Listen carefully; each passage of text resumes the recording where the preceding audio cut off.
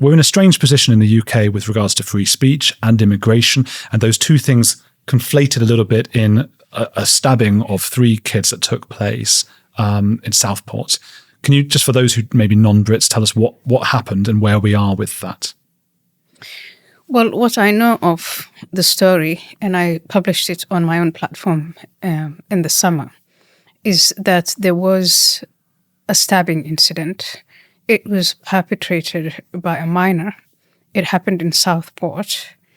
And very quickly, as the event was unfolding, or just as the perpetrator had finished stabbing the 3 little children, they went to a Taylor Swift-themed event for little children. Anyway, as the event is unfolding, or just as it's finished, people start tweeting about it and communicating about it on various channels of social media. And a few details are shared that were later termed misinformation and disinformation. For instance, that the perpetrator was an asylum seeker. That was wrong. That he was a Muslim. That's, by the look of it now, I mean, we're speculating, but the little details that are coming out now, it may be true that he is a Muslim, probably a convert.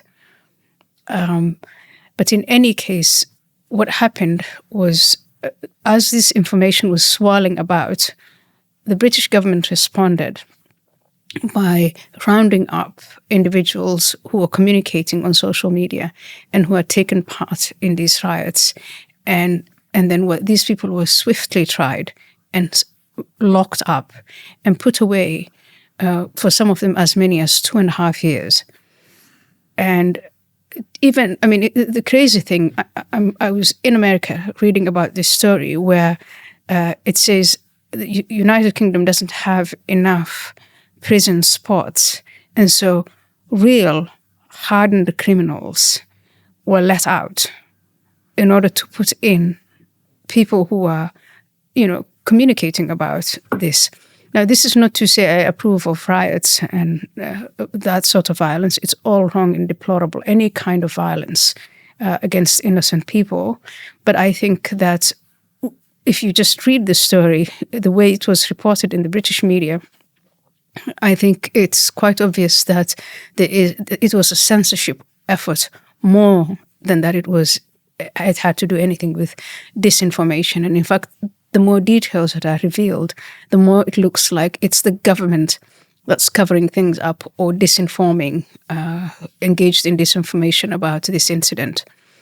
This is quite frightening. And I think, as you allude to, we can't say too much. And I also understand that to an extent, because we don't want to perjure the case, which keeps being pushed back, which is very frustrating given how fast those who apparently spread disinformation were tried.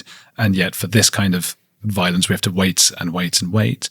But did you feel also that this might be some sort of government collusion? Because it does appear, I should say, I mean, even the Telegraph, quite mainstream newspapers have now reported that this person was found with Islamic propaganda.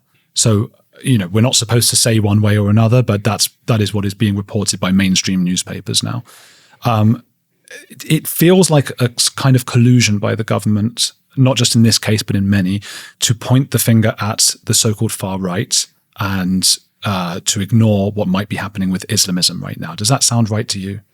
It sounds right to me. And I think, more importantly, what sounds right to me is that government policies, not just this government, but even previous governments, and not just in Britain, but also in other parts of the West with large Muslim populations, the policies of multiculturalism, meaning that minorities can live and establish themselves in the host country without really having to adopt, I would say, the national values and customs, that those policies are not working out.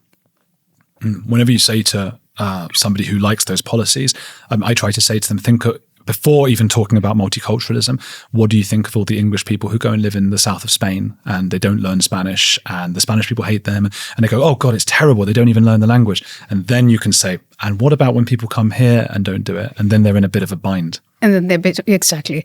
But so we've been told for many years, diversity is our strength. And multiculturalism is, it's the best policy. I know that some European leaders like David Cameron when he was Prime Minister and Angela Merkel when she was Chancellor, they came out after a number of terrorist attacks and after a number of people were sneaking out of Britain and Germany to go and join ISIS, the Islamic State of Iraq and Syria, and said, oh, multiculturalism doesn't work. But the multiculturalist informed policies or inspired policies are still in place. The open borders. The fact that radical Islamist groups like the Muslim Brotherhood can have their mosques and Islamist centers and schools and an entire infrastructure where they can indoctrinate Muslims, where they can convert non-Muslims, all of that's in place. So those policies have remained untouched, even though some of the leaders have said that multiculturalism doesn't work. And so in my experience for the last 20 years, what I've been seeing is when things go bad, when there's a terrorist attack, or like in Southport, when a case like this occurs, the authorities seek to either downplay it by saying it's only an individual, it's only a fringe group, it's not a big problem, there's nothing to worry about here. Look, the majority of Muslims are fine people, which is true, but which is completely irrelevant. Because no one is saying that the majority of Muslims are terrorists or that the majority of Muslims don't belong here. What we are saying is there is a foreign ideology and a foreign culture that seeks to subvert the national identity and the national culture. That's what we want to talk about. And so you can't say all cultures are equal. They are not equal. There is a dominant prevailing culture of the host nation. And if you don't promote that from childhood onwards, things will go sideways. And when they do go sideways, these governments' go-to has been to censor the public.